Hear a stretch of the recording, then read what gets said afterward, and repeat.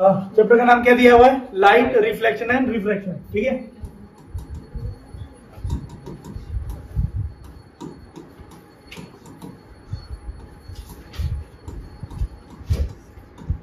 ठीक है, चैप्टर का नाम दिया हुआ है लाइट, रिफ्लेक्शन एंड रिफ्रैक्शन। ठीक है, आज एक बार में पूरा रिविजन करेंगे इसका। ठीक है, एक डेढ़ महीने में, एक डेढ़ हफ्ते में जो पढ़ा दिया है पूरा एक बार में देख लेंगे आज। ठीक है, चलो तो सबसे पहले व्हाट इज लाइट, लाइट के बारे में जान लेते हैं। लाइट क्या होता है बेटा? Light is a form of energy. ठीक है, उसकी वजह से हम क्या कर सकते हैं? हम दूसरी चीजों को देख सकते हैं, है ना। तो लाइट क्या करता है?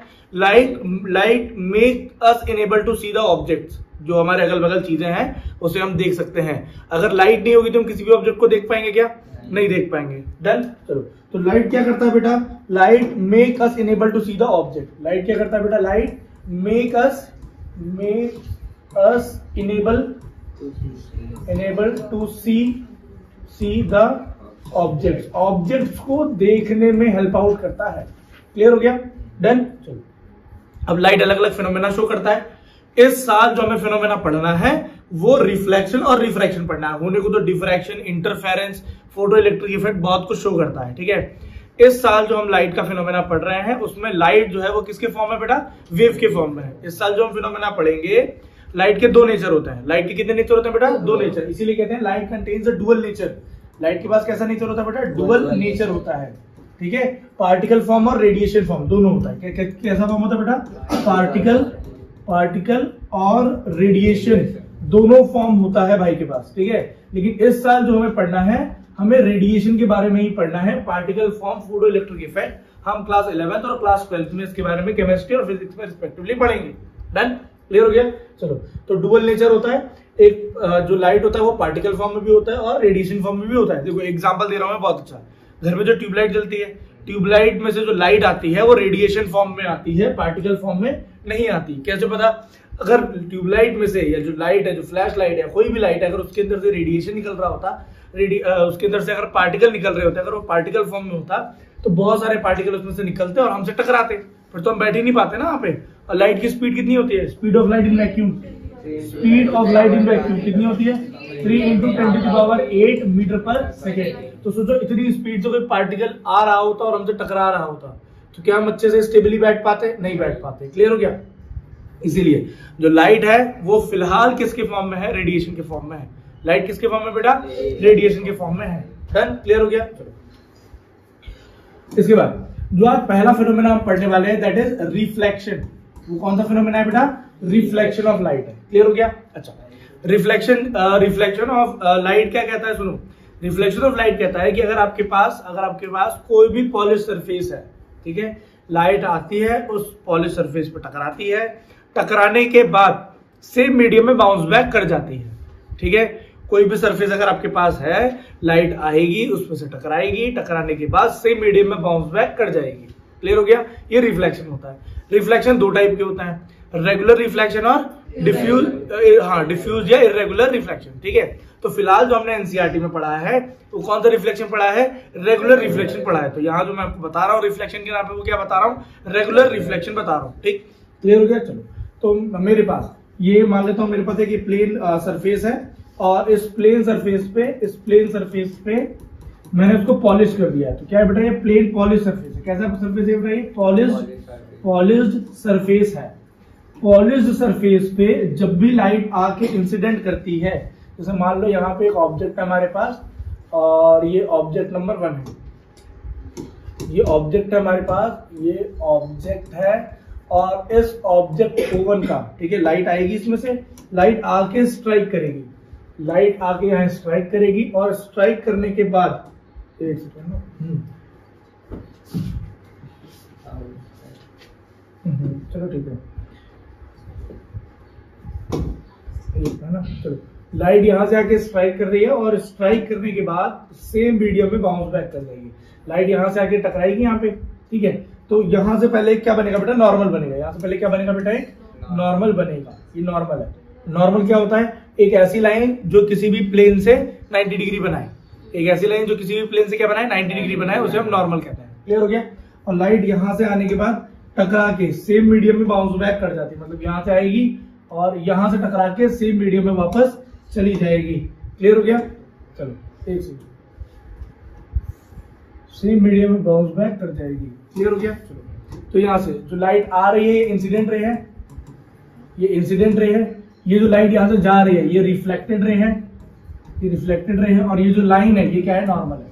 ये क्या है बेटा? नॉर्मल है। डन? क्लियर हो गया? चलो, तो ये पॉलिश सरफेस है, पॉलिश सरफेस में एक लाइट आ रही है, इंसिडेंट कर रही है, स्ट्राइक कर रही है, टकराने के बाद सेम मीडियम में वापस चली जा रही है। इस फिनोमेना को हम क्या बोलते हैं? इस फिनोमेना को हम रिफ्लेक्शन कहते हैं। क्या कहते हैं बेटा? ऐसे हम रिफ्लेक्शन कहते हैं। सुनो, नॉर्मल और इंसिडेंट रे के बीच में जो एंगल बनता है उसे एंगल ऑफ इंसिडेंस कहते हैं। नॉर्मल और रिफ्लेक्टेड रे के बीच में जो एंगल बनता है उसे हम एंगल ऑफ रिफ्लेक्शन कहते हैं। तो एंगल आई जो है वो बराबर होता है एंगल आर के। ठीक है, एंगल आई किसके बराबर होता है? एंगल आर के बराबर होता है। क्लियर हो गया?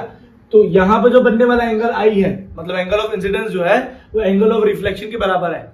एंगल ऑफ इंसिडेंस और एंगल ऑफ रिफ्लेक्शन दोनों क्या है बेटा? आपस में बराबर है। बेटा ये वाला एंगल बराबर नहीं, देखो मैं ये नहीं कह रहा हूं कि ये वाला एंगल बराबर नहीं होगा, होने को अगर ये दोनों एंगल आपस में बराबर है तो ये एंगल और ये एंगल भी आपस में बराबर होगा, लेकिन इसे एंगल ऑफ इंसिडेंस नहीं कहते, इसे एंगल ऑफ रिफ्लेक्शन नहीं कहते। एंगल ऑफ इंसिडेंस किसे कहते हैं? जो नॉर्मल और इंसिडेंस के बीच में बने। कंफ्यूज नहीं होना। क्लियर हो गया? चलो डन। तो इसका दूसरा लॉ क्या है? ये तो पहला लॉ हो गया, ये लॉ नंबर 1 था। लॉ नंबर 2 क्या है? लॉ 2 ये कहता है कि जो भी हमारे पास इंसिडेंट रे है, ठीक है, जो भी मेरे पास रिफ्लेक्टेड रे है और जो भी मेरे पास नॉर्मल है, ठीक है, जो नॉर्मल लाइन है, वो तीनों एक ही प्लेन पे आके टकराएंगी, एक ही प्लेन के एक ही पॉइंट पे आके टकराते हैं। All lies in the same plane. तो सेम प्लेन पे आके क्या होती है बेटा? स्ट्राइक करती है। डन? क्लियर हो गया? तो ये जो ऑब्जेक्ट है इसका जो इमेज बनेगा वो यहाँ पर इमेज बन जाएगा। ठीक है, यहाँ पे उसको क्या बन जाएगा बेटा? इमेज बन जाएगा। ठीक है, चलो इमेज फॉर्मेशन तो खैर अभी देखेंगे, इमेज फॉर्मेशन तो खैर अभी हम देखेंगे कि इमेज कहाँ और कैसे बन रहा है। क्लियर हो गया? चलो, अभी रिफ्लेक्शन होने के लिए अपने को क्या चाहिए? रिफ्लेक्शन होने के लिए अपने को क्या चाहिए बेटा? पॉलिश सरफेस चाहिए। अब पॉलिश सरफेस कितने टाइप की होती है? देखो, पॉलिश सरफेस को हम कहते हैं मिरर। पॉलिश सरफेस को हम क्या कहते हैं बेटा? मिरर। ठीक है, जो एकदम जो 100% रिफ्लेक्शन करे, जो 100% रिफ्लेक्शन दिखाए। अच्छा, तो रिफ्लेक्शन दिखाने को हमारे घर पे जो मतलब कुछ ऐसे ग्लास फाइबर्स होता है ना, कुछ अदर ऑब्जेक्ट्स भी होते हैं, वो भी रिफ्लेक्शन दिखाते हैं। दिखाने को तो घर की टाइल्स भी रिफ्लेक्शन दिखाती है, ठीक है, हाँ, बॉटल भी दिखाती है, स्टील की जो बॉटल होती है वो बॉटल भी दिखाती है, बहुत सारी चीजें दिखाती है रिफ्लेक्शन, लेकिन वो 100% रिफ्लेक्शन नहीं दिखा रही। अगर 100% रिफ्लेक्शन की बात करें तो मिरर एक ऐसा ऑब्जेक्ट है जो कि 100% रिफ्लेक्शन शो करता है। क्लियर हो गया? चलो, तो हमारे पास मिरर कितने टाइप के होते हैं? 2 टाइप के मिरर होते हैं, एक होता है प्लेन मिरर और एक होता है स्फेरिकल मिरर। स्फेरिकल मिरर 2 प्रकार के हमारे पास मिरर होते हैं। क्लियर हो गया? Spherical mirror and plane mirror. Clear हो गया? चलो, हमारे पास प्लेन मिरर जो है उसको कुछ ऐसा बनाते हैं, एक तरफ ऐसा बनाया और उसको इधर से ऐसे पॉलिश कर दिया, ये प्लेन मिरर है, बिल्कुल स्ट्रेट रहेगा, कोई दिक्कत नहीं है। ठीक है, स्फेरिकल मिरर 2 टाइप के होते हैं। स्फेरिकल मिरर कैसे बनता है? एक स्पेयर रहता है, उस स्पेयर में से छोटे छोटे पीसेस क्या करते हैं? काट लेते हैं। जैसे एक स्पेयर ये काटा, ये पीस यहाँ लगा दिया, एक पार्ट ऐसा काटा, इस पे यहाँ लगा दिया। ठीक है, इसका जिस भी मिरर का इनर सरफेस पॉलिश रहेगा उसे हम कॉन्वेक्स कहते हैं, कॉन्वेक्स मिरर कहते हैं। और जिस किसी का भी आउटर सरफेस पॉलिश होगा उसे हम क्या बोलेंगे? कॉनकेव मिरर बोलते हैं। क्लियर हो गया? तो हमारे पास मिरर कितने टाइप के हैं बेटा? हमारे पास मिरर 2 टाइप के हैं, पहला होता है प्लेन, दूसरा होता है स्फेरिकल। स्फेरिकल 2 टाइप का होता है, कॉनकेव और कॉन्वेक्स। ठीक है, एक बार फिर से बता दे रहा हूं, जिसमें उल्टा सी बनेगा, जिसमें उल्टा सी बन रहा है, देखो उल्टा सी बन रहा है ना, अरे एबीसीडी पढ़ी ना, ऐसा सी बनता है। ठीक है, इसका अगर उल्टा सी बन जाए तो वो कॉनकेव है। ठीक है, वो क्या हो जाएगा बेटा? कॉनकेव हो जाएगा। और जिसमें सीधा सी बन रहा है, ठीक है, वो क्या हो जाएगा बेटा? कॉन्वेक्स हो जाएगा। ये ऐसा समझो, ये ऐसा मतलब उल्टा सी बनाओगे तो ये कॉनकेव जैसा क्यों बिहेव कर रहा है? क्योंकि इसके अंदर थोड़ी सी डेप्थ है, अंदर जाने के लिए जगह है, अंदर जाने के लिए जगह है, तो वो कॉनकेव हो जाएगा। केव जो वर्ड होता है, केव गुफा होती है ना, गुफा के अंदर हम जा सकते हैं ऐसे। सिमिलरली यहाँ पर हमारे पास ये कॉनकेव में क्या होता है कि अंदर डेप्थ रहती है, अंदर थोड़ी सी जगह मिलती है जाने के लिए। यहाँ ऐसा कुछ नहीं ना, यहाँ कहाँ जाओगे? अंदर गहराई थोड़ी है। ठीक है, क्लियर हो गया? तो यहाँ पे ये कॉनकेव है और ये वाला क्या आ जाएगा? कॉन्वेक्स आ जाएगा। ठीक है, चलो अब हम पढ़ेंगे क्या? Image formation. ठीक, क्या पढ़ना बेटा अपने को? Image formation. तो सबसे पहले हम पढ़ेंगे image formation by plane mirror, by plane mirror. ठीक है, image formation by plane mirror. ठीक है, चलो अब image formation by plane mirror कैसे है? सुनो, हमारे पास अगर कोई भी एक प्लेन मिरर है तो प्लेन मिरर के इमेज फॉर्मेशन की 3 खासियत होती है। ठीक है, जैसे एक एग्जांपल दे रहा हूं कि मान लो यहाँ पे टिल्लू भाई खड़े हैं, ठीक है, मतलब मिलने जा रहे हैं उनके, तो बाल कहाँ पे मिल रहे? जीवन क्या कह रहा? हाईलाइट कर दे बाल भाई, ठीक है। कान तो बनाए टिल्लू भाई, ठीक है। चलो, ये क्या है? चोट लगती है, येलो कलर का खून आ रहा है। तो जैसे टिल्लू भाई यहाँ बने, ठीक है, जितनी दूर, जैसे ये मान लो यहाँ से कितना दूर बनेंगे टिल्लू भाई, ठीक है। एक नाप लो यार, क्या 13 मीटर। तो यहाँ से भी 13 मीटर दूर एक टिल्लू भाई आ जाएंगे, ठीक है। तो जो अगले टिल्लू भाई आएंगे वो कहाँ आएंगे बेटा? 13 मीटर दूर आएंगे। क्लियर हो गया? एक टिल्लू भाई अपने पास आ जाएंगे, एक सेकंड, एक टिल्लू भाई कहाँ जाएंगे बेटा? 13 मीटर दूर एग्जैक्ट हमारे टिल्लू भाई आ जाएंगे, ठीक है, 13 मीटर दूर। और टिल्लू भाई लिटरली इन्वर्जन में होंगे। लिटरली इन्वर्जन मतलब ये टिल्लू भाई इधर देख रहे हैं तो ये वाले टिल्लू भाई इधर साइड देखेंगे। क्लियर हो गया? Same to same. क्लियर हो गया? तो पहली बात, जो डिस्टेंस यहां से यहां तक 13 मीटर अगर है, तो यहां से यहां तक की डिस्टेंस कितनी होगी बेटा? 13 मीटर या 13 सेंटीमीटर जो होगी लिख लेना, ठीक है।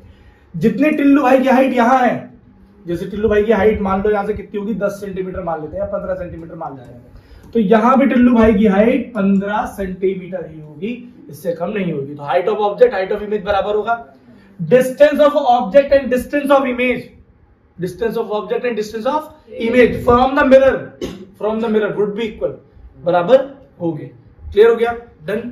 और वो लिटरली इन्वर्टेड होगा। मतलब देखो, ये टिल्लू भाई तो उधर देख रहे थे, ये टिल्लू भाई को भी उधर ही देखना चाहिए था ना, लेकिन टिल्लू भाई किधर देख रहे हैं? इधर साइड पे देख रहे हैं, तो लिटरली इन्वर्जन है। क्लियर हो गया? कुल मिला के ऐसा है कि ये टिल्लू भाई लेफ्ट साइड देख रहे हैं, ये वाले जो टिल्लू भाई ये कहाँ देख रहे हैं बेटा? ये राइट साइड देख रहे हैं। क्लियर हो गया? तो ये क्या है बेटा? Image formation by plane mirror. तो 3 केस होता है। पहला, height of image height of object बराबर होगा। दूसरा, distance of image and distance of object from the plane mirror would be equal. And third, यहाँ पे लेटरल इन्वर्जन होगा। ये टिल्लू भाई अगर लेफ्ट में देख रहे हैं तो ये वाले टिल्लू भाई राइट में देखेंगे। क्लियर हो गया? अगर ये टिल्लू भाई ने लेफ्ट हैंड उठाया तो ये वाले टिल्लू भाई राइट हैंड उठाएंगे। इसलिए एम्बुलेंस जो रहता है वो अपोजिट लिखा रहता है, ताकि जो अगला बंदा देखेगा उसको अपोजिट दिखे, मतलब एकदम प्लेन दिख जाएगा, एकदम करेक्ट स्पेलिंग उसकी दिख जाएगी, है ना। आप एम्बुलेंस उल्टा लिखा रहता है, अनपढ़ नहीं है वो लोग, समझ रहे हो? नेक्स्ट, अब क्या पढ़ना है बेटा? अब हमें कुछ इंपॉर्टेंट टर्म्स पढ़नी है। जैसे फॉर एग्जांपल मान लो मेरे पास एक ये कौन सा मिरर है? ये कॉनकेव मिरर। क्या बात है, कॉनकेव मिरर है, ठीक है। चलो, और ये वाला मिरर कौन सा बेटा मेरे पास? ऑब्वियस है, अब क्या बता, उसके सिवा कोई और ऑप्शन भी नहीं बनाने के लिए। चलो चलो माफ कर दिया सौरभ, तो वो थोड़ा जीवन की संगत है। हाँ वही तो। चलो इधर देखो, देखो ऐसी कोई भी लाइन, जैसे मान लो ये जो एपर्चर है, जो छोटा सा कांच आपने उठाया है, इसका जो सेंटर पॉइंट होता है इसे पोल कहते हैं, ठीक है। जिस बड़े से मिरर का ये पार्ट होगा उस मिरर का सेंटर, ये छोटा मिरर किसी बड़े मिरर से आया होगा, उस बड़े मिरर का जो सेंटर पॉइंट होगा उसको हम क्या बोलते हैं बेटा? कर्वेचर। क्या बोलते हैं बेटा उसको अपन? कर्वेचर, ठीक है, कर्वेचर कहते हैं उसे। और पोल और कर्वेचर के जो बीच का पॉइंट होता है उसे हम क्या कहते हैं? बिल्कुल मिड पॉइंट होता है, उसे क्या बोलते हैं बेटा? फोकस कहते हैं। क्लियर हो गया? पोल से लेके फोकस तक की लेंथ कहलाती है फोकल लेंथ। फोकल, ठीक है, फोकल लेंथ कहलाती है। और फोकल लेंथ कहलाएगी तो इसको हम एफ से दिखाते हैं, small F. Focus capital F, ये फोकस है, फोकस को कैपिटल एफ, फोकल लेंथ को स्मॉल एफ। ये पोल से लेके कर्वेचर तक का जो डिस्टेंस है वो आर होता है, radius of curvature, radius of curvature, ठीक है। क्लियर हो गया? अब देखो क्या है, जो हमारे पास कॉनकेव मिरर है, ये कॉनकेव है ना, कॉनकेव मिरर का जो एपर्चर है वो मतलब लेफ्ट साइड में, तो इसका फोकस, इसका कर्वेचर सब कुछ कहाँ आ रहा है? लेफ्ट साइड में। अच्छा, एक ऐसी लाइन जो कि सेंटर ऑफ कर्वेचर और पोल से होके गुजरे, इस लाइन को हम प्रिंसिपल एक्सिस कहते हैं। प्रिंसिपल एक्सिस कहते हैं। क्लियर हो गया? ठीक है, प्रिंसिपल एक्सिस कहते हैं। सिमिलरली अब ये भाई है अपना, ये उधर मूव करके बैठा है, इसका एपर्चर उधर मूव कर रहा था, ये अपना बीच का सेंटर पॉइंट पोल हो गया। जिस बड़े से मिरर का ये छोटा सा पार्ट है उसका सेंटर कर्वेचर कहलाएगा, इन दोनों का मिड पॉइंट फोकस कहलाएगा। क्लियर हो गया? अब इसके बाद वही ये यहाँ पोल से लेके एफ तक की डिस्टेंस फोकल लेंथ हो जाएगी, पोल से लेके कर्वेचर तक की डिस्टेंस रेडियस ऑफ कर्वेचर हो जाएगा। ये सब राइट साइड में इसलिए है क्योंकि भाई मतलब इन लोग का मतलब ऐसा है ना कि अपर्चर उस साइड मूव है, तो दैट्स व्हाई यहाँ पे इनका जो भी चीज है वो सब लेफ्ट में आ जाए, राइट में आ जाएगा। ठीक है, इसके बाद नेक्स्ट जो लाइन यहाँ से गुजर रही है पोल से कर्वेचर से होकर गुजर के, उसको क्या बोलते हैं बेटा, प्रिंसिपल एक्सिस कहते हैं। तो सेम है, बस वो राइट साइड में बन रहा है। अच्छा, जो हमारे पास फोकस है उसको अगर दुगना करोगे तो कर्वेचर आएगा, तो रेडियस ऑफ कर्वेचर आएगा। तो रेडियस ऑफ कर्वेचर दुगना होता है फोकल लेंथ की, मतलब इधर मान लो पोल से लेके फोकस तक का डिस्टेंस है 10, तो कर्वेचर तक का डिस्टेंस कितना हो जाएगा 20। ठीक है, कर्वेचर दूर होता है ना, डबल होता है, ऐसा कहेंगे। कैसा होता है बेटा उसका, डबल होता है। तो अगर ये 10 सेंटीमीटर है तो ये 20 सेंटीमीटर हो जाएगा। डन, क्लियर हो गया। चलो आगे हमारे पास ये जो इंपॉर्टेंट टर्म्स पढ़ लिए हैं, जो इंपॉर्टेंट टर्म्स पढ़े, अब इसके बाद हम पढ़ने जा रहे हैं rules of image formation. Rules of image formation, image formation कैसे होती है, क्लियर हो गया।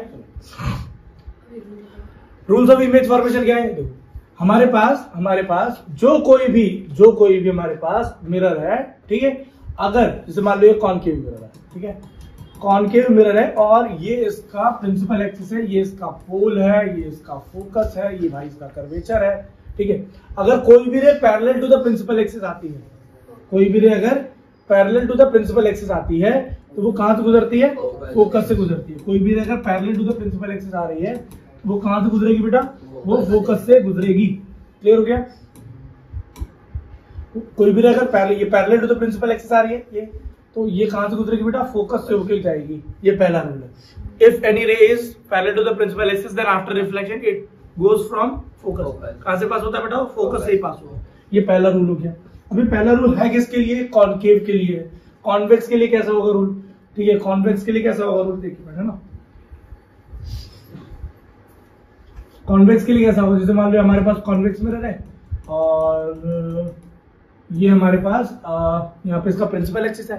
ठीक है, तो जब भी कोई ray parallel to the principal axis आएगी, जब भी कोई ray parallel to the principal axis आएगी, ठीक है, तो वो रे टकराने के बाद देखो ये कन्वर्जिंग है, ये कन्वर्जिंग है। कन्वर्जिंग मतलब जो दूर रेस जाने वाली होती है उसको कन्वर्ट करके बीच में से फेंक देता है। ठीक है, लेकिन ये भाई क्या करेगा, ये क्या करता है, डाइवर्ट कर देता है। यहाँ से लाइट रे आती है और ये डाइवर्ट हो जाती है, तो ये डाइवर्जिंग मिरर है, डाइवर्जिंग मिरर है। ठीक है, ये कौन सा मिरर है बेटा, डाइवर्जिंग मिरर है। ठीक, क्लियर हो गया। अभी जो डाइवर्जिंग मिरर है ये क्या करेगा, लाइट रे को दूर भेज देगा, लेकिन जहां से एक इमेजिनरी लाइन आती है जो कि फोकस से गुजरती है। ठीक है, जो इमेजिनरी लाइन आती है वो कहां से गुजरती है बेटा, फोकस से होके गुजरती है। क्लियर हो गया, डन, समझ में आया। ये पहला रूल है। कौन सा रूल है बेटा, ये रूल नंबर 1। ये क्या है बेटा, रूल नंबर 1।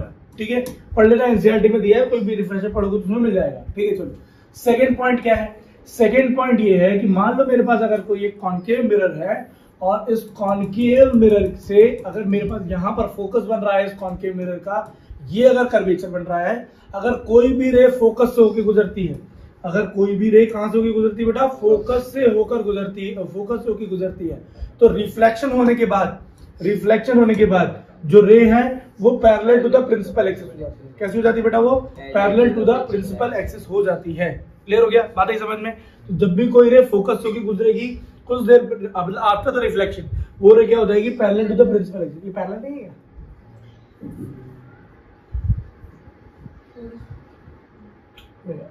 बदतमीज कर देते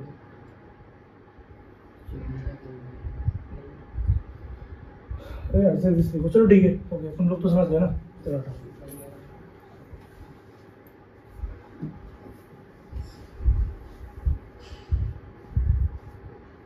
ठीक है, तो ये पहला हो गया। दूसरा क्या है बेटा, अगर ये हमारे पास एक कॉन्वेक्स मिरर है, कॉन्वेक्स के लिए बना दे रहा हूं, तो अगर कोई भी ray parallel to the principal, अगर कोई भी रे फोकस से गुजरना चाह रही है, जैसे मान लो फोकस है, अगर कोई भी रे ऐसे आके टकराती है ऐसे, तो ये भाई एकदम कहाँ आना चाह रही थी, फोकस पे आना चाह रही थी, लेकिन फोकस पे अब जा तो पाएगी नहीं, है ना। तो ये कैसी हो जाएगी, get parallel to the principal axis. तो कैसी चली जाएगी बेटा, ये टकराने के बाद parallel to the principal axis हो जाएगी। ये कॉनकेव के लिए था, ये वाला कॉन्वेक्स के लिए था।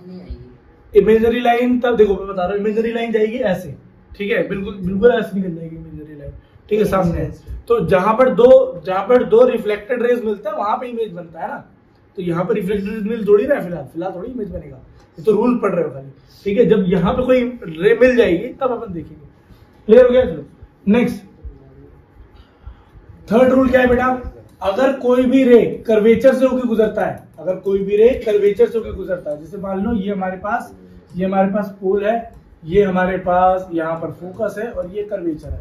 अगर कोई भी रे कर्वेचर से होकर गुजर रहा है, जैसे मान लो कोई रे है वो ऐसा आया और कर्वेचर से होकर गुजर गया, कोई भी रे ऐसे आया बेटा कर्वेचर से होके जा रहा है, ठीक है, तो it get back to the same path. जैसे ये इंसिडेंट किया, यहाँ जाके स्ट्राइक किया, स्ट्राइक करने के बाद सेम पाथ पे क्या हो जाएगा, वापस आ जाएगा।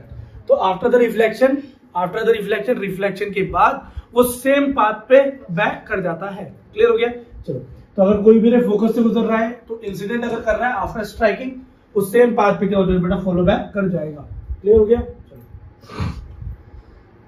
अब इधर मान लो मेरे पास एक कॉन्वेक्स मिरर है, ठीक है। कॉन्वेक्स मिरर में भी सेम, अगर कोई रे बिल्कुल यहीं से स्ट्राइक कर रहा है, एक सेकंड ना, अगर कोई रे बिल्कुल यहीं से स्ट्राइक कर रहा है तो ये मान लो मेरे पास ये वाला फोकस है, ये वाला मेरे पास कर्वेचर है, ठीक है। अगर मान लो कोई रे ऐसे कर्वेचर पे जाना चाह रहा है तो it get reflected back to the same path, वो सेम पाथ पे क्या हो जाएगा, बिल्कुल वापस चला जाएगा।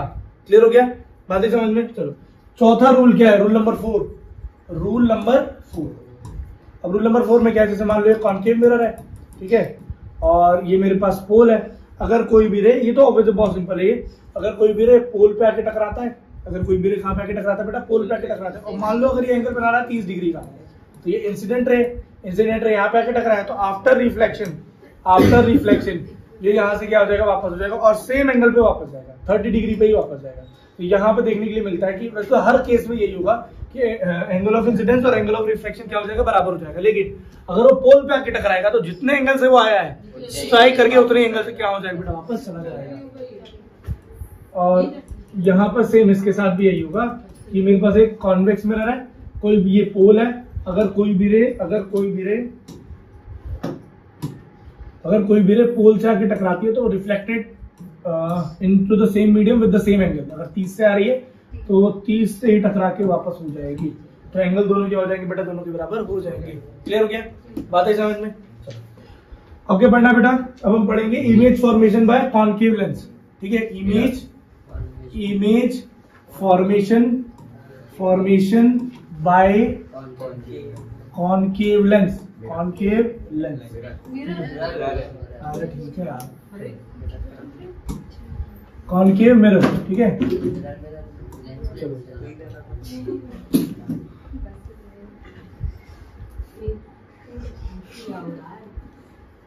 देखो image formation bye concave mirror. Concave mirror में इमेज फॉर्मेशन कैसा होता है, तो कितने केस होते हैं बेटा, 6 केस होते हैं, ठीक है। ये हमारे पास मान लो पहला केस है कि ऑब्जेक्ट मेरा कहां पे रखा हुआ है, ऑब्जेक्ट इंफिनिटी पे रखा है। ऑब्जेक्ट कहां पे रखा है बेटा, इंफिनिटी पे रखा हुआ है। ये प्रिंसिपल एक्सिस है, ये पोल है, ये फोकस है, ये कर्वेचर है, और ऑब्जेक्ट जो है वो इंफिनिटी पे रखा है। ऑब्जेक्ट कहां रखा है बेटा, ऑब्जेक्ट इंफिनिटी पे रखा है, ऑब्जेक्ट इंफिनिटी पे रखा है। तो एक रे जाएगी parallel to the principal axis और फोकस से होकर गुजरेगी, एक रे जाएगी यहाँ पे टकराएगी, टकराने के बाद कहां से बेटा गुजरेगी, फोकस से गुजरेगी। तो जो भी rays parallel to the principal axis होती हैं, जो भी रेस कैसी होती है बेटा, parallel to the principal axis. दो rays parallel to the principal axis है, तो कहां से गुजर रही है बेटा, फोकस से गुजर रही है। तो इमेज कहां बनेगा, image formation at focus. Image कहां फॉर्म होगा बेटा, फोकस पे होगा। तो इमेज फॉर्मेशन कहां हो जाएगा बेटा, एट फोकस। इमेज कैसा बनेगा बेटा, हाईली डिमिनिश्ड, बहुत छोटा इमेज बनेगा, हाईली डिमिनिश्ड इमेज बनेगा। और तीसरा रियल एंड इन्वर्टेड, ठीक है, रियल एंड इन्वर्टेड इमेज यहाँ पे बनेगा। क्लियर हो गया? बात है समझ में? चलो बहुत बढ़िया। इसके बाद ये तो पहला केस हो गया, दूसरा केस क्या बनेगा, यही बना दो।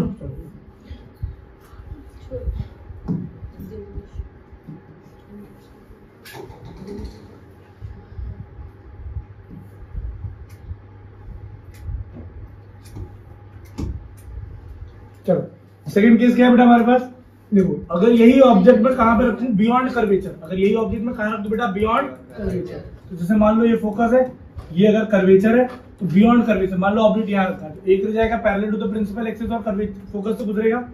कहां से गुजरेगा बेटा, फोकस से गुजरेगा। और एक रे अगर मैं फोकस से गुजार दूं, it get parallel to the principal axis. तो इमेज कहाँ बन जाएगा, बिटवीन कर्वेचर एंड फोकस। तो इमेज देखो, ऑब्जेक्ट मेरा कहाँ रखा है, ऑब्जेक्ट मेरा रखा है beyond curvature, BEYOND, beyond curvature.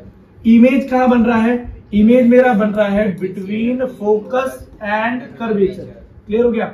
जो मेरा इमेज का साइज है वो स्मॉलर देन ऑब्जेक्ट है, या डिमिनिश्ड भी लिख सकते हो, स्मॉलर देन ऑब्जेक्ट है, इसको डिमिनिश्ड भी लिख सकते हो। फिर तीसरा केस क्या बनेगा बेटा मेरे पास, ये जो इमेज है वो कैसी है, रियल एंड इन्वर्टेड। कैसी इमेज है बेटा, रियल एंड इन्वर्टेड इमेज है। चलो तीसरा केस क्या है बेटा, हाँ ऑब्जेक्ट इस बार कहाँ रखना है, इस बार ऑब्जेक्ट कहाँ रखना है बेटा, एट कर्वेचर, एट सी कर्वेचर पे ही ऑब्जेक्ट रखना है। तो हमारे पास मान लो ये जैसे इमेज है, ठीक है, और ये सॉरी हमारे पास लेंस मिरर है, और ये फोकस है, और ये मेरे पास कर्वेचर है। ऑब्जेक्ट अगर मैंने कर्वेचर पे रखा, एक रह जाएगा parallel to the principal axis और फोकस से गुजरेगा, और अगले टाइम पे एक रह जाएगा फोकस से and get parallel to the principal axis.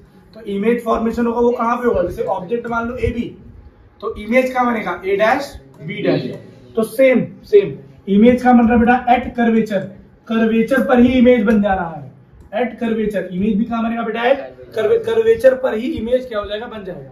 अच्छा कैसा बनेगा बेटा, रियल एंड इन्वर्टेड, ठीक है, उल्टा ही तो इमेज बन रहा है। और तीसरा क्या आ जाएगा बेटा हमारे पास, हाँ size of image equal to object के इमेज क्या होगा बेटा, बराबर होगा। Size of object and size of image क्या होगा, बराबर होगा। क्लियर हो गया, डन। चलो इसके बाद केस नंबर 4, चौथा केस क्या बनेगा, एक सेकंड, चौथा केस क्या बनेगा बेटा, चौथे केस में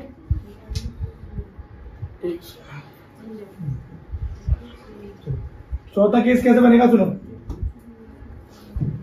ये मेरे पास कॉन्केव मिरर है, ये अभी मैंने कर्वेचर कहाँ रखा बेटा, अभी मैंने ऑब्जेक्ट कहाँ रखा था, कर्वेचर पे। अभी मैं ऑब्जेक्ट कहाँ रखूंगा, between curvature and focus. Object अगर मैंने बिटवीन कर्वेचर एंड फोकस रखा, तो यहां पर मान लो मैंने ऑब्जेक्ट रखा, एक रह जाएगा parallel to the principal axis, और कहां से गुजरेगा, फोकस से, और अगला रे फोकस से गुजरेगा, ठीक है, and get parallel to the principal axis. तो जो इमेज बनेगा वो बियॉन्ड कर्वेचर बनेगा, जो इमेज बनेगा वो कहां बनेगा बेटा, बियॉन्ड कर्वेचर। कर्वेचर से थोड़ा सा पीछे बनेगा, ज्यादा पीछे भी बन सकता है, ठीक है, जैसे रिफ्लेक्शन हुआ होगा, ठीक है। चलो तो इमेज का बन रहा है बेटा बियॉन्ड कर्वेचर, ठीक है। इमेज का बनेगा बेटा, ऑब्जेक्ट का रखा था, ऑब्जेक्ट मैंने रखा था बिटवीन कर्वेचर एंड फोकस, तो मुझे इमेज कहां देखने को मिल रहा है, बियॉन्ड कर्वेचर। तो कुल मिला के ऑब्जेक्ट जितना पास लेके आते जाओगे, इमेज इतना दूर बनता जाएगा, ठीक है। साइज ऑफ इमेज कैसा होगा, लार्जर देन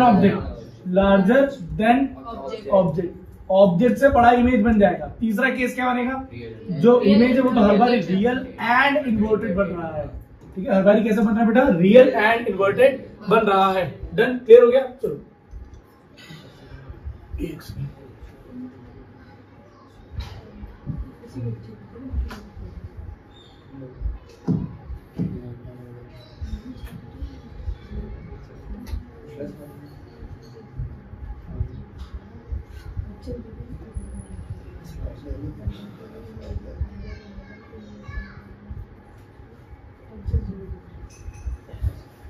चलो इसके बाद नेक्स्ट, ये जैसे मान लो मेरे पास एक कॉन्केव मिरर है, और इस बार ऑब्जेक्ट बेटा कहाँ रखना है, ये फोकस है, और ये मेरे पास कर्वेचर है। अब ऑब्जेक्ट को हम कहाँ रखेंगे, एट फोकस है। एक रह जाएगा parallel to the principal axis और फोकस से गुजरेगा, तो ये इंसिडेंट है, ये रिफ्लेक्टेड है। एक रह जाएगा पोल से, और ऐसे यहां से निकल जाएगा। देखो ये जो दोनों रेज हैं, ये दोनों रेज आपस में पैरेलल हो गई। ये जो दोनों रेज हैं आपस में कैसी बेटा, पैरेलल है। दोनों रेज अगर आपस में पैरेलल है, ये दोनों रेज अगर आपस में पैरेलल है, तो पैरेलल रेज कहां जाके मिलती है, जहां पर दो रिफ्लेक्टेड रेज मिलेंगी वही इमेज बनेगा, ठीक है। पंडित जी कथा चल रही, पीछे रिपीट कर रहा चलो, तो ये यहाँ पे दोनों रेज कहाँ जाके मिलेंगी, जो भी पैरेलल रेज होती हैं वो इन्फिनिटी पे जाके मिलती हैं। इन्फिनिटी पे जहाँ रेज मिलेंगी वहाँ इमेज बन जाएगा। तो ये इमेज कहाँ बनेगा, इमेज ऑब्जेक्ट रखा था एट फोकस जो था वो मेरा इमेज रखा था, इमेज कहाँ रखा था बेटा, एट फोकस, इमेज रखा था एट फोकस, ऑब्जेक्ट रखा था एट फोकस। इमेज कहाँ बनेगा, इमेज बनेगा एट इन्फिनिटी पर इमेज बन जाएगा। इसके बाद जो हमारे पास तो साइज ऑफ इमेज होगा वो कैसा होगा बेटा, हाईली एनलार्ज, बहुत बड़ा इमेज बन जाएगा, हाईली एनलार्ज, ठीक है, हाईली एनलार्ज। और जो मेरे पास यहाँ से इमेज आएगा वो कैसा आएगा, रियल एंड इन्वर्टेड। ठीक है, कैसा आएगा बेटा, रियल एंड इन्वर्टेड आएगा। क्लियर हो गया। इसके बाद लास्ट हमारे पास क्या दिया हुआ था,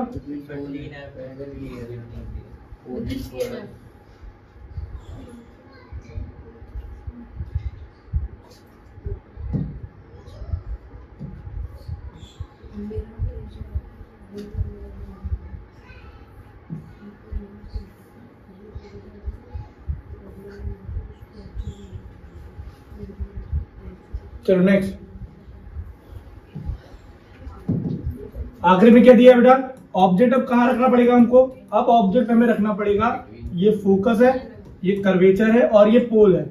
अब ऑब्जेक्ट और पास में आएगा तो फोकस और कर्वेचर के बीच में, तो ऑब्जेक्ट कहां रखा है, बिटवीन फोकस एंड पोल। ठीक है, कर्वेचर बोल दिया तो फोकस एंड पोल।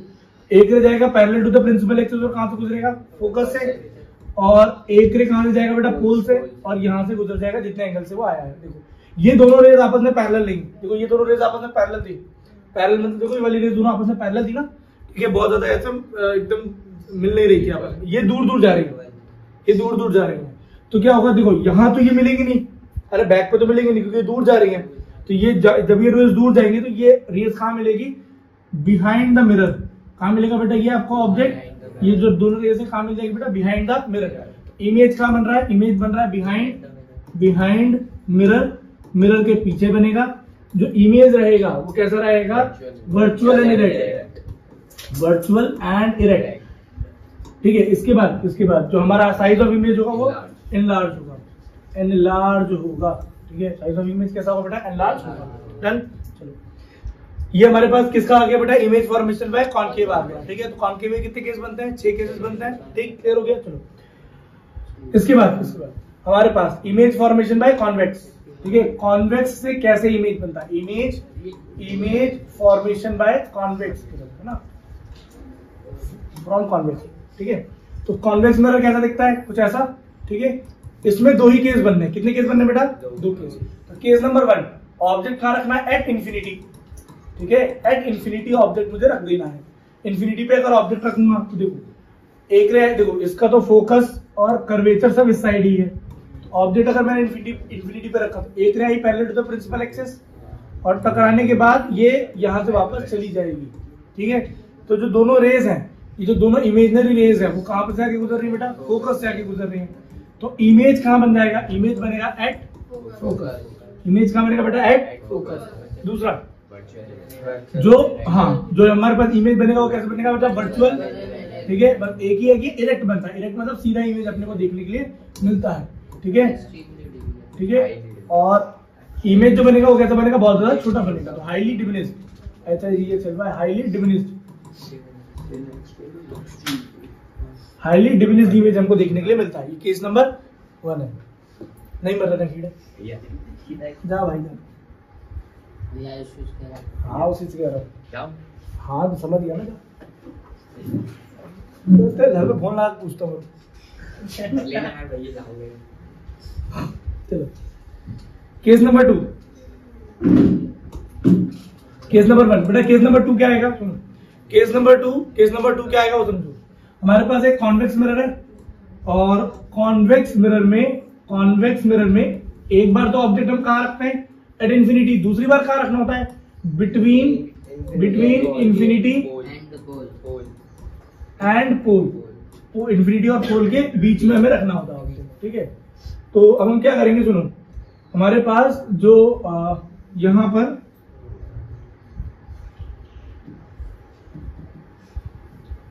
यहां पर जो हमारे पास ऑब्जेक्ट है, ये हम बिटवीन इन्फिनिटी एंड पोल रखेंगे।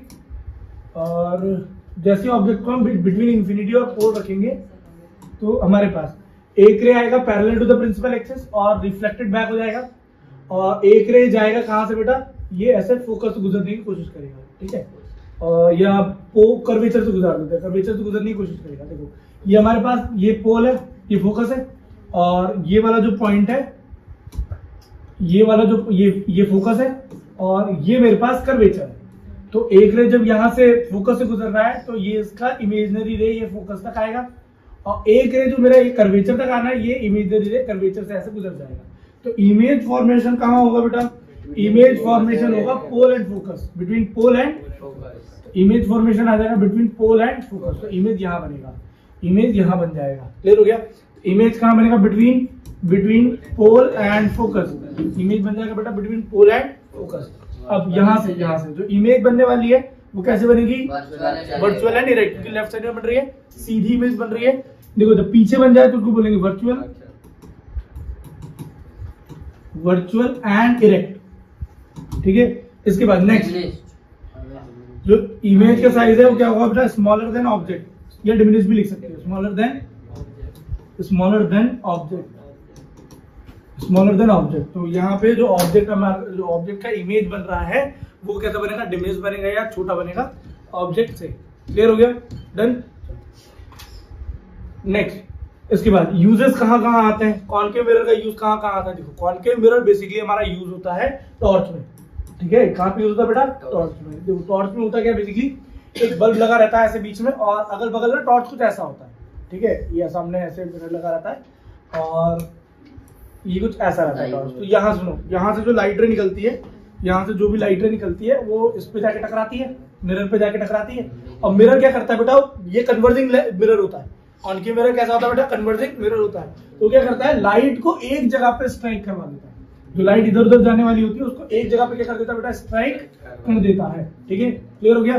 तो इमेज कैसा रह जाता है? बिल्कुल बहुत फोकसिव इमेज बनता है, बहुत फोकस वाला इमेज बनता है। ठीक है, क्लियर हो गया? ऐसे करके बिल्कुल एक जगह पे लाइट जो रहेगी वो टॉर्च एक जगह पे जाएगी, लाइट उसकी एक जगह पड़ेगी। ये हो गया। दूसरा, डेंटिस्ट यूज करता है उसे। डेंटिस्ट के एक रॉड लगी रहती है, रॉड पे एक छोटा सा मिरर लगाते हैं, वो दांत के अंदर कहाँ पे प्लाक जमा है, कहाँ पे काला हो गया है, वो सब देखने के लिए, वो इमेज को बड़े साइज का बनाने के लिए। क्योंकि उसके पास जो मिरर होता है और जो ऑब्जेक्ट होता है, जो मतलब दांत होते हैं, वो जो मिरर होता है वो दांत से बहुत पास में होता है। तो आपने कॉनकेव में एक चीज देखी होगी कि जब ऑब्जेक्ट और मिरर पास में होंगे, जब ऑब्जेक्ट मिरर से पास में होगा, जैसे मान लो ऑब्जेक्ट जो है वो मेरा फोकस और पोल के बीच में रखा है, तो इमेज कैसा बनता है? बहुत बड़ा इमेज बनता है ना। तो जो दांत हमारे छोटे छोटे होते हैं वो उसको बड़े से दिखते हैं और वो इजीली देख पाता है वहां पे। क्लियर हो गया? और से एक वही केस है जिसमें इमेज कैसा बनता है? इमेज, हाँ, वो एक वही केस है जिसमें इमेज बिल्कुल एकदम मतलब वर्चुअल और इरेक्ट बनता है, सीधा इमेज बनता है। बाकी सब में तो उल्टा इमेज बनता है ना। तो इसीलिए कॉनकेव मिरर में हम यही उम्मीद करते हैं या यही कोशिश करते हैं कि ऑब्जेक्ट मिरर से जितना पास हो, जितना पोल और फोकस के बीच में, उतना बढ़िया सीधा इमेज देखने को मिलेगा। ज्यादा दूर कर दोगे ऑब्जेक्ट और मिरर को तो उल्टा इमेज बना देगा, कुछ समझ नहीं आएगा। ठीक है, दांत उल्टे दिखेंगे उसमें। क्लियर हो गया? चलो, तो ये क्या है? और सोलर फर्नेस में यूज करते हैं। सोलर फर्नेस कैसे? जैसे एग्जांपल है, सोलर फर्नेस में खाना पकाते हैं तो एक कॉनकेव मिरर लगा देते हैं। कॉनकेव मिरर लगाया, सनलाइट पड़ेगी कॉनकेव मिरर पे। यहाँ देखो, एक मिनट है ना बेटा, कॉनकेव मिरर पे सनलाइट पड़ेगी। सनलाइट जैसे मान लो ये कॉनकेव मिरर है, ये सोलर फर्नेस के अंदर है, तो कॉनकेव मिरर पे लाइट पड़ी, और जब भी light parallel to the principal axis आती है तो कहाँ पे जाता है? लाइट फोकस पे गुजरता है ना। अरे इमेज कहाँ बनती है? फोकस पे गुजरती है ना। तो क्या करते हैं वो लोग? खाने को ही फोकस पे रख देते हैं। अरे खाने को कैसी जगह रखते हैं? फोकस पे रखते हैं। कन्वर्जिंग मिरर है तो क्या करेगा? लाइट रे जो आ रही है, अरे जो भी लाइट रे आएगी पैरेलल वो फोकस से गुजरेगी, जो भी लाइट रे आ रही है वो फोकस से गुजरेगी। जो भी दाल पकाना है, जो भी जैसे कुछ भी पकाना है, उसको फोकस पे उठाइए। फोकस है, और ये पॉइंट क्या है? फोकस है। इस फोकस पॉइंट पे ही खाने को रख दो, तो यहाँ पे हीट ज्यादा हो जाएगा। जो कुकर भी है उसको रख दिया तो वहां फोकस पे ज्यादा रहेगा, तो फोकस जहां पे रहेगा वहां पे हीट ज्यादा जनरेट होगी, हीट जनरेट होगी तो खाना पक जाएगा। क्लियर हो गया? तो मेन यूज है ये कॉनकेव मिरर का। ठीक है, कॉनकेव मिरर का ये 3-4 यूजेस हमने पढ़ लिया। लेकिन कॉन्वेक्स मिरर कहाँ यूज होता है? रियर व्यू के लिए यूज होता है।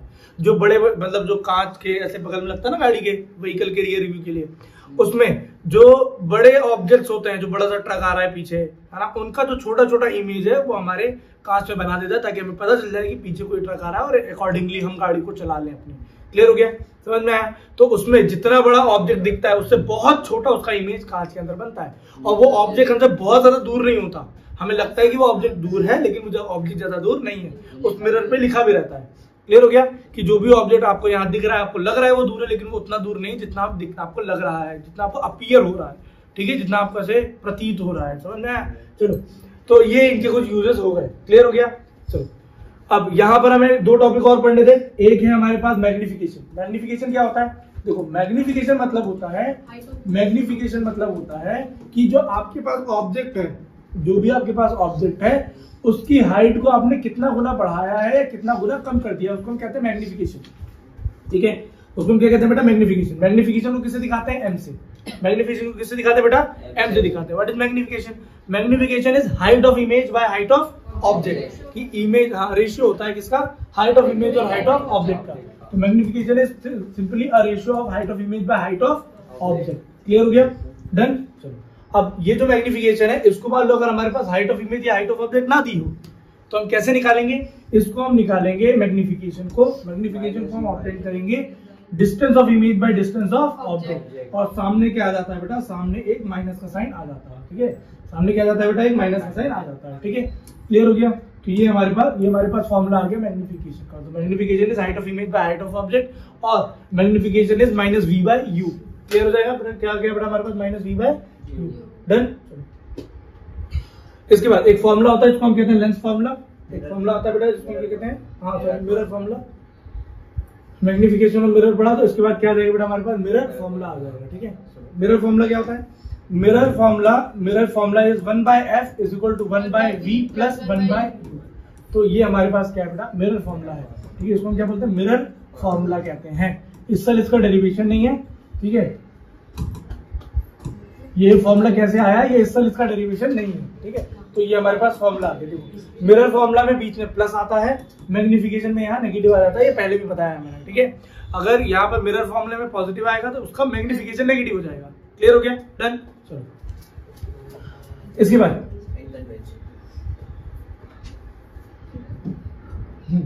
चलो नेक्स्ट हमारे पास टॉपिक दिया हुआ रिफ्रैक्शन। टॉपिक क्या दिया हुआ बेटा, रिफ्रैक्शन। जब भी लाइट रे एक मीडियम से दूसरे मीडियम में ट्रेवल करती है, जब भी लाइट रे एक मीडियम से दूसरे मीडियम में ट्रेवल करती है उस फिनोमेना को हम रिफ्रैक्शन कहते हैं। मतलब लाइट क्या करती है, एक मीडियम से दूसरे मीडियम में ट्रेवल कर जाती है। ठीक है, बेंड हो जाएगी या उससे दूर चली जाएगी। मतलब लाइट का मुड़ना तय है, लाइट की स्पीड कम हो जाती है, लाइट का वेवलेंथ घट या बढ़ जाता है। ठीक है, मतलब वेवलेंथ जो है वो चेंज हो जाता है। ठीक है, आप समझेंगे घट रहा है या बढ़ रहा है दिखता है। ठीक है, तो अब ये मीडियम की डेंसिटी पे डिपेंड करता है। किस पे डिपेंड करता है बेटा, मीडियम की डेंसिटी पे डिपेंड करता है। तो जैसे मेरे पास मान लो एक एयर मीडियम है, तो एयर मीडियम जो है उसकी डेंसिटी बहुत ज्यादा कम होती है। एयर मीडियम की डेंसिटी क्या होती है बेटा, बहुत ज्यादा कम होती है। मान लो एक स्विमिंग पूल है, तो स्विमिंग पूल में नीचे क्या रहता है, पानी रहता है। तो यहाँ पे हमारे पास स्विमिंग पूल में ऐसे पानी है। ठीक है, अब स्विमिंग पूल के अंदर अगर आप कोई भी ऑब्जेक्ट को डालोगे तो वो ऑब्जेक्ट कैसा दिखता है बेटा, बड़ा दिखता है। ठीक है, स्विमिंग पूल में अगर हम कोई भी ऑब्जेक्ट डालेंगे तो ऑब्जेक्ट कैसा दिखता है बेटा, बड़ा दिखता है। क्लियर हो गया? पानी हरा हो गया ना, नीचे एलगी हो भाई डाले पानी वाइट साफ पानी क्लोरीन डाल दिया, जब एलगी डाल सकता क्लोरीन। सुनो, तो मान लो जैसे ऊपर एयर है तो एयर की डेंसिटी क्या होती है, कम। जिसकी डेंसिटी कम होगी वो रेयरर मीडियम कहलाएगा, और जिसकी डेंसिटी, ये वाटर है नीचे, तो ये मीडियम कैसा कहलाएगा बेटा, डेंसर मीडियम। डेंसर मीडियम कहलाएगा। तो हमारे पास दो मीडियम है, एक रेयरर मीडियम और एक डेंसर मीडियम है। जब भी लाइट रे एक मीडियम से आता है, मीडियम नंबर 1 से, मीडियम नंबर 1 से आ रहा है, ये मीडियम नंबर 2 है। तो लाइट रे जब भी एक मीडियम से आता है और दूसरे मीडियम में जाता है तो ठीक है, तो ये नॉर्मल है, ये वाला क्या है बेटा, नॉर्मल है। तो जब भी सुनो, लाइट रे अगर एक रेयर मीडियम से डेंसर मीडियम में गुजर रहा है तो लाइट आएगी, यहां पर टकराएगी, टकराने के बाद वो क्या करेगी, रिफ्रैक्ट करेगी। सेम मीडियम में तो वापस जाने से रही, ठीक है बेटा, सेम मीडियम में तो जाएगी नहीं, सेम मीडियम में तो जाएगी नहीं। तो जब भी लाइट रे यहाँ पे आ रही है, इसे कलर बदल देंगे, मान लो लाइट रे यहां से आ रही है, ठीक है, यहाँ पे आके टकराई, और टकराने के बाद, ठीक है, टकराने के बाद लाइट रे दूसरे मीडियम में जा रही है। जैसे मान लो यहाँ पे लाइट रे ने एंगल बनाया 30 का, यहाँ पे एंगल कितने का बनाया बेटा, 30 का, तो इसको बोलेंगे एंगल ऑफ इंसिडेंस। क्या बोलेंगे बेटा, इसको एंगल ऑफ इंसिडेंस। और रिफ्रैक्ट होने के बाद, रिफ्रैक्ट होने के बाद जो लाइट रे है वो सेम मीडियम में वापस चली जाएगी। सॉरी, रिफ्रैक्ट होने के बाद लाइट दूसरे मीडियम में जाएगी। अब यहाँ पे ये मीडियम जो है डेंसर मीडियम है, ये जो मीडियम है ये कैसा है बेटा, डेंसर मीडियम। लाइट को अगर ये सिर्फ एयर मीडियम में होती तो लाइट बिल्कुल सीधे जा रही होती, लेकिन ये डेंसर मीडियम में आ गई है, तो डेंसर मीडियम में आने की वजह से लाइट थोड़ा सा बेंड हो जाएगी टुवर्ड द नॉर्मल। नॉर्मल ये जो ग्रीन लाइन बनी है नॉर्मल की तरफ बेंड हो जाएगी। पहले अगर एंगल 30 बन रहा था तो यहाँ जो रिफ्रैक्शन का एंगल है ये लगभग बन जाएगा 15 या 20 का, ठीक है। तो ये जो एंगल है ये 15 डिग्री का एंगल है। क्लियर हो गया, डन, समझ में आया।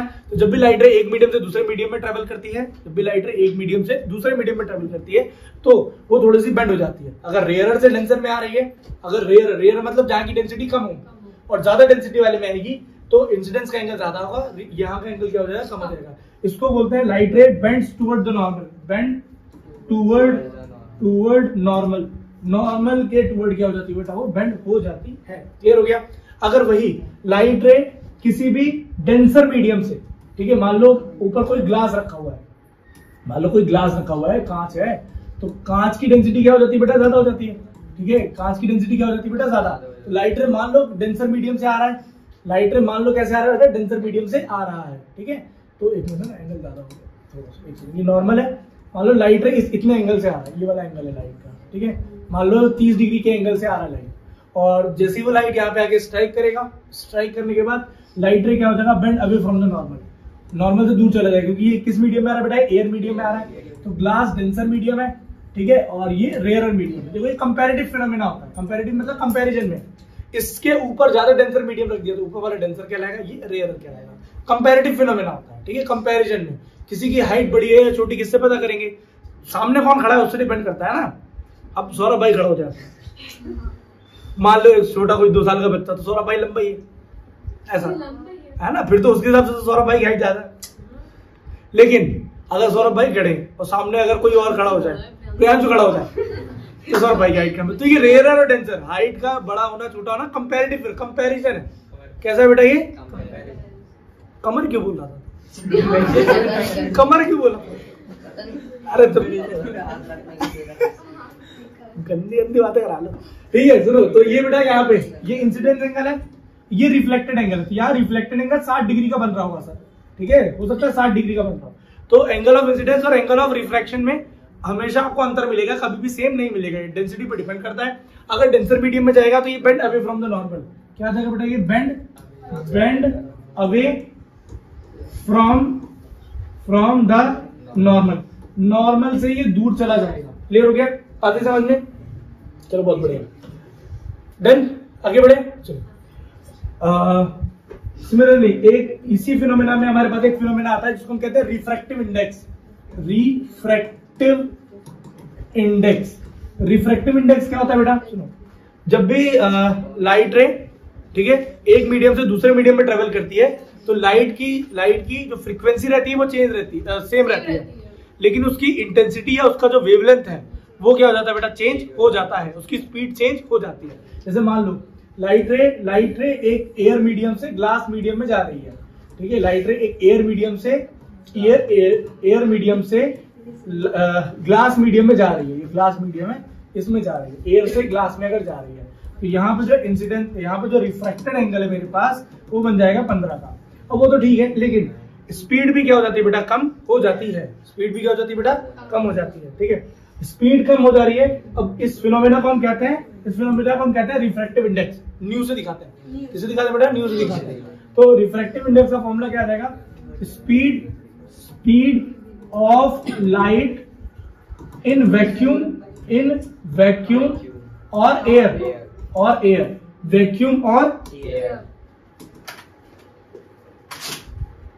वैक्यूम और क्या कर रहे तुम लोग, ठीक है।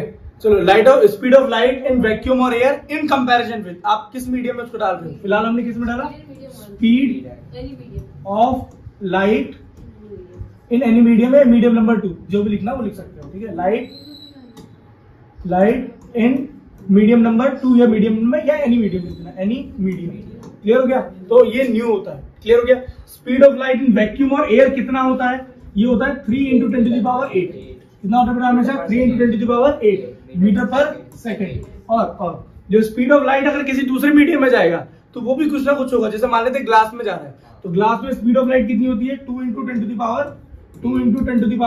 मीटर पर सेकेंड। पहली बात, जो यूनिट से यूनिट कट जाएगी तो जो रिफ्रैक्टिव इंडेक्स है ये यूनिटलेस क्वांटिटी है, यूनिटलेस क्वांटिटी है। क्लियर हो गया, बातें समझ में। तो न्यू का फॉर्मूला क्या हो जाएगा हमारे पास, अगर ग्लास और एयर के लिए निकालें तो जो स्पीड ऑफ लाइट थी वो कहां से गुजर रही थी बेटा, पहले एयर से आई, फिर कहां पे गुजरी बेटा, वो ग्लास से गुजरी। तो 3 × 10⁸ अपॉन में आ जाएगा 2 × 10⁸। इससे इसको काट दिया, 2 से 3 को काटा तो कितना आ जाएगा बेटा, वैल्यू हमारे पास 1.5। वैल्यू कितनी आ जाएगी बेटा, 1.5 आ जाएगी वैल्यू। क्लियर हो गया। तो रिफ्रैक्टिव इंडेक्स ग्लास का जो है वो 1.5 है, मतलब जो स्पीड ऑफ लाइट है एयर के कंपैरिजन में अगर वो ग्लास के अंदर आ रही है तो 1.5 टाइम्स कम हो गई। 1.5 टाइम क्या हो गई बेटा, वो कम हो गई, इसलिए उसका वेवलेंथ भी क्या हो गया, चेंज हो गया। तो जो वेवलेंथ है, वेवलेंथ जो है वो डिक्रीज कर जाता है जैसे आप डेंसर मीडियम में आते हो बेटा, जैसे आप डेंसर मीडियम में एंटर करते हो तो वेवलेंथ, ये लैम्डा से दिखाते हैं वेवलेंथ को, वेवलेंथ जो होता है वेवलेंथ डिक्रीज कर जाता है। वेवलेंथ क्या कर जाता है बेटा, डिक्रीज कर जाता है। लेकिन फ्रीक्वेंसी में कोई चेंज नहीं आता, फ्रीक्वेंसी में कोई चेंज नहीं आता है, फ्रीक्वेंसी में कोई भी चेंज नहीं आता। डन, चलो ठीक है।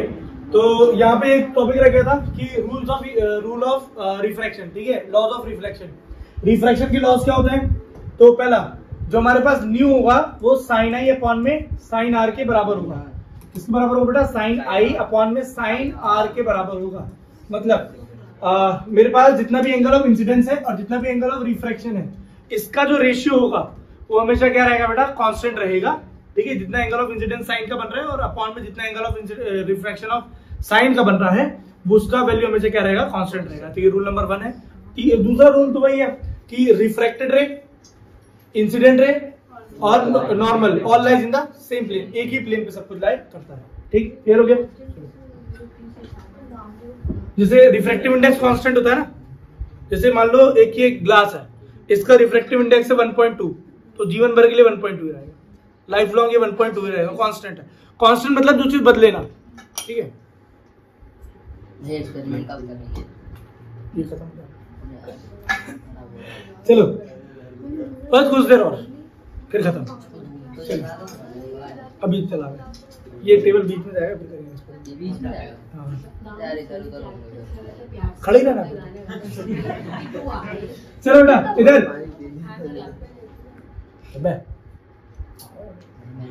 इधर नेक्स्ट टॉपिक क्या दिया बेटा, rules of image formation.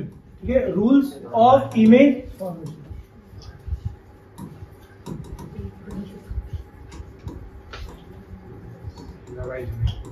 By lenses. ठीक है, तो लेंस कितने टाइप के होते हैं पहले तो ये जान लो। लेंस 2 टाइप के हमारे पास है ना, कॉनकेव और कॉन्वेक्स। मतलब वो एक स्फेरिकल लेंस होता है। यहाँ पर जो हमें पढ़ना है वो कॉनकेव और कॉन्वेक्स पढ़ना है। ठीक है, तो कॉनकेव कैसे बनता है, देखो कॉनकेव में वही ऑब्वियस है, 2 रिफ्रैक्टिंग सरफेस हम लगाएंगे और दोनों को आपस में मर्ज कर देंगे। क्लियर हो गया। और कॉन्वेक्स में कैसे बनेगा, हमारे पास 2 रिफ्रैक्टिंग सरफेस ऐसे लेंगे और दोनों को आपस में यहाँ पे मर्ज कर दिया। क्लियर हो गया। तो ये हमारे पास कॉनकेव है और ये हमारे पास कॉन्वेक्स है। ठीक है, ये कॉनकेव और ये क्या बेटा हमारे पास कॉन्वेक्स है। क्लियर हो गया। इसके लिए रूल्स ऑफ इमेज फॉर्मेशन में पढ़ना है। ठीक, चलो अब कॉनकेव में रूल्स ऑफ इमेज फॉर्मेशन क्या है।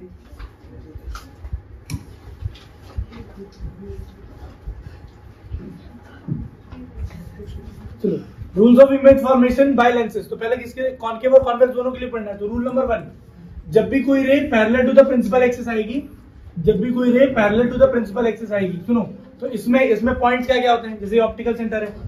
अब इसमें दो तरफ सर्कल्स है ना, देखो एक सर्कल इस तरफ है, एक सर्कल इस तरफ मूव कर रहा है, तो फोकस और कर्वेचर दोनों साइड होंगे। फोकस और कर्वेचर क्या होंगे बेटा, दोनों साइड होंगे। इस साइड का जो फोकस होगा, जो लेफ्ट साइड का फोकस होगा उसको बोलेंगे F1, जो लेफ्ट साइड का कर्वेचर होगा उसको बोलेंगे 2F1, राइट साइड वाले को F2 और आ जाएगा 2F। ठीक है, जब भी कोई ray parallel to the principal axis जाती है, ठीक है, जब भी कोई ray parallel to the principal axis जाती है, तो parallel to the principal axis अगर कोई रे जा रही है, ठीक, तो ये देखो हमारे पास जो कॉन्वेक्स लेंस होता है वो एक कन्वर्जिंग लेंस है, कन्वर्जिंग लेंस है। तो क्या करता है, लाइट रे को कन्वर्ज कर देता है। मतलब लाइट रे जो ऐसे जा रही है वो यहां से F2 से होके गुजरेगी। कहां से गुजरेगी बेटा, F2 से होके गुजरेगी। तो जब भी कोई ray parallel to the principal axis आ रही है तो वो कहां से गुजरती है बेटा, F2 से होके गुजरती है। ठीक, क्लियर हो गया। अभी अगर यही चीज मैं कॉनकेव में बनाऊं, तो कैसा बनेगा, देखो हमारे पास मान लो ये कॉनकेव है, ये कॉनकेव मिरर है और ये इसका ऑप्टिकल सेंटर है O, ये इसका F1 है, ये इसका 2F1 है, इधर आ जाएगा F2 और ये आ जाएगा 2F2, F2 एंड 2F2। तो एक रे जाएगी, देखो अगर rays parallel to the principal axis आ रही है तो ये डाइवर्जिंग है, रेस को दूर भेज देगा। ठीक है, क्या करेगा बेटा, रेस को दूर भेज देगा। जैसे ही ये रेस को दूर भेज रहा है, जैसे ये रेस को दूर भेजेगा तो जो इनकी जो दूर जाने वाली रेस है वो एक इमेजिनरी लाइन बनाएंगी और पीछे साइड आ जाएंगी। कहाँ जाएंगी बेटा? पीछे साइड आ जाएंगी। तो इमेज यहाँ पे मतलब जो दो रेस है वो F1 से होकर गुजरती है। कहाँ से होकर गुजरती है बेटा?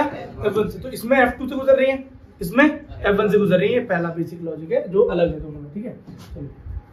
इसके बाद रूल नंबर 2 क्या है? अगर कोई भी रे कॉन्केव बना लेता है, कॉन्वेक्स बना लेता है। अगर कोई भी रे यहां से गुजर रही है ना, जैसे मान लो कोई भी रे अगर फोकस से होकर गुजर रही है, जैसे F1 है और ये वाला मेरे पास 2F1 है, ये F2 है और ये वाला क्या है बेटा? 2F2। हाँ ठीक है। अगर कोई भी रे फोकस से या F1 से होकर गुजर रही है तो after refraction it get parallel to the principal axis. कहां से पैरेलल हो जाता है बेटा? वो प्रिंसिपल एक्सिस के वो पैरेलल हो जाता है। डन? क्लियर हो गया? यही चीज एक बार कॉन्केव के लिए बना लो। तो जैसे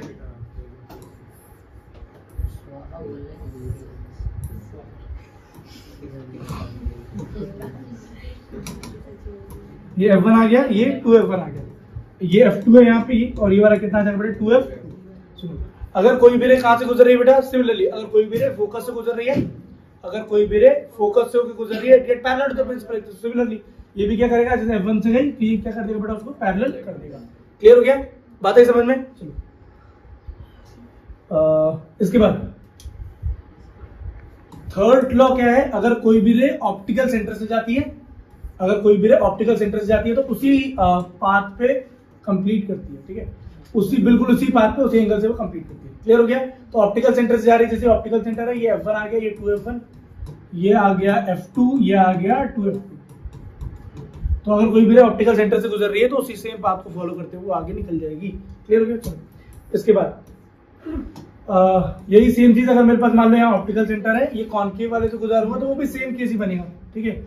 ऑप्टिकल सेंटर से ही वो गुजर जाएगा, ठीक है, सेम एंगल के साथ, जितने एंगल से उतने एंगल से बेटा वो क्या हो जाएगा? चला जाएगा। क्लियर हो गया? चलो इसके बाद image formation bye concave lens, फिर पढ़ेंगे कॉन्वेक्स लेंस, ठीक है। तो पहले क्या पढ़ना है? Image formation by convex. कितने केसेस बनते हैं? Image formation bye concave lens, ठीक है। कॉन्वेक्स पढ़ रहे थे, चलो कॉन्केव पढ़ लेते पहले। तो दो केस बनेंगे, कॉन्केव लिख दिया तो कॉन्केव पढ़ लेते हैं। केस कितने बेटा? दो केस है। पहला इसमें जहां पे भी दो केस बनेंगे, सुनो, जहां पे भी दो केस बनेंगे, डाइवर्जिंग लेंस एक प्रकार का। कैसे लेंस बढ़ेगी? तो डाइवर्जिंग लेंस हो चाहे डाइवर्जिंग मिरर हो, दोनों में दो ही केस बनते हैं, ठीक है। पहले ऑब्जेक्ट कहां रखा हो? इन्फिनिटी पे। तो इन्फिनिटी पे रख दिया मैंने ऑब्जेक्ट। जब भी ऑब्जेक्ट इन्फिनिटी पे रखाएगा तो जैसे रेज आ रही है यहाँ पे, रिफ्रैक्ट होने के बाद रेज कहां चली जाएंगी? दूर दूर चली जाएंगी। तो इमेज कहां बन जाएगा? इमेज जो मेरा है वो बनेगा F1 पर। इमेज कहां बनेगा बेटा? मेरा F1 पर बनेगा। क्लियर हो गया? ये समझना है, ठीक है। इसके बाद मान लो जो ऑब्जेक्ट है मेरा, जो ऑब्जेक्ट है वो ऑब्जेक्ट, हाँ ये मेरे पास फर्स्ट वाला आ गया। सेकेंड रूल क्या है? सुनो, मान लो ऑब्जेक्ट रखा हो बिटवीन इंफिनिटी, ऑब्जेक्ट रखा हो, देखो ये ऑप्टिकल सेंटर तो यहाँ पे आ जाएगा, ये F1 है, ये 2F1 है, ये तो खैर सब में बना ही लोगे, F2 है और ये 2F2, ठीक है। चलो अगर नेक्स्ट टाइम पे देखो, एक बार तो ऑब्जेक्ट इंफिनिटी पे, फिर आता है object between infinity and pole, infinity and optical centre बोल दो या पोल बोल दो, ठीक है, एंड ऑप्टिकल सेंटर बोल दो, वो लिख दिया मैंने ना, एंड ऑप्टिकल सेंटर, इसके बीच में अगर होगा तो एक रे जाएगी parallel to the principal axis, ठीक है, और रिफ्रैक्ट हो जाएगी, ठीक है। और जैसे रिफ्रैक्ट होगी तो एक इमेजिनरी लाइन ऐसे आएगी पीछे, और दूसरी जो रे है मेरे पास वो अगर यहां से गुजर रही है, ठीक है, ऑप्टिकल सेंटर से गुजर रही है, तो सेम पाथ पे चली जाएगी। जहां पर भी दो रिफ्रैक्टेड रेज मिलते हैं वहां पे इमेज बन जाता है। तो इमेज कहां बन रहा है? इमेज जो है बेटा वो कहां बन रहा है? इमेज मेरा बन रहा है between optical centre and F1। तो इमेज कहां बनेगा बेटा? Between optical centre and F1, ठीक है। इमेज कैसा बनेगा? रियल, वर्चुअल एंड इरेक्ट, ठीक है। और कैसा बनेगा? Smaller than object, smaller than object. यहां पर कैसा बन रहा है बेटा? इस केस में देख लो, इस केस में इमेज कहाँ बन रहा है? एट F1, और इमेज कहाँ बनेगा? एट F1, ठीक है। इमेज बन जाएगा एट F1। कैसा बन रहा है बेटा? वर्चुअल एंड इरेक्ट, और क्या आएगा बेटा? डिमिनिश्ड या हाईली डिमिनिश्ड भी लिख सकते हो। क्या जाएगा बेटा? हाईली डिमिनिश्ड, ठीक है। क्या जाएगा बेटा? ये हाईली डिमिनिश्ड आ जाएगा। क्लियर हो गया? Next, image formation by convex lens. Convex lens में कितने केस बनने बेटा? 6 केसेस बनने। पहला केस बना लेते हैं। ऑब्जेक्ट कहां रखना है? ऑब्जेक्ट रखना है पहली बार में एट इंफिनिटी। ऑब्जेक्ट कहां रखना है बेटा? एट इंफिनिटी ऑब्जेक्ट रख दिया। एक रह जाएगा parallel to the principal axis, दूसरा रह जाएगा parallel to the principal axis, और कहां से गुजरेगा बेटा? F1 से गुजरेगा, F2 से गुजरेगा। कहां से गुजरेगा बेटा? F2 से। ये 2F2 है, ये सब बना लोगे ना आप, तो कोई दिक्कत नहीं। ये 2F1 है, तो ऑब्जेक्ट कहां से गुजरेगा बेटा? F2 से गुजरेगा। तो इमेज फॉर्मेशन कहां हो रही है? एट F2 से गुजर रहा है। दूसरा कैसा बन रहा है? रियल एंड इन्वर्टेड, दूसरा केस हो गया। तीसरा हाईली डिमिनिश्ड, ठीक है। दूसरा, इस बार ऑब्जेक्ट कहां रखेंगे? बियॉन्ड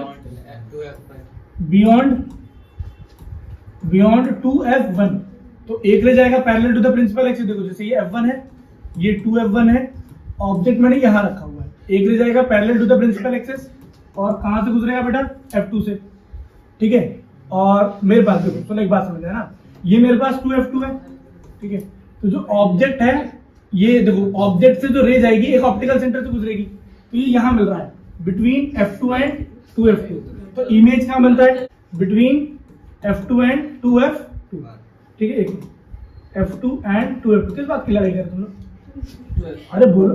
इमेज का नेचर कैसा होगा? Real and inverted. Same, real and inverted. Image कैसा बनेगा? स्मॉलर देन ऑब्जेक्ट बन जाएगा।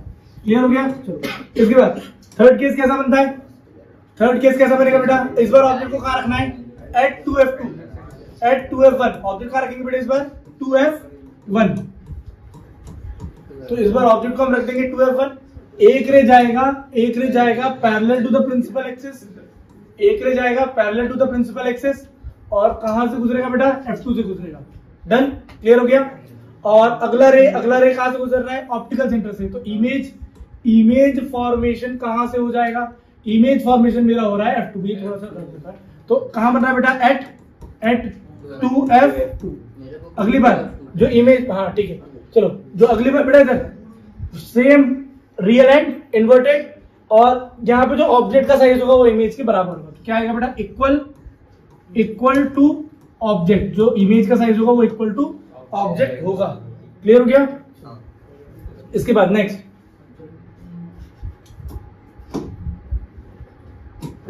चलो इसके बाद प्रिंसिपल एक्सिस, और कहां से गुजरेगा बेटा? F2 से। फिर एक रह जाएगा ऑप्टिकल सेंटर से, और ये मर्ज हो जाएगा बियॉन्ड 2F2।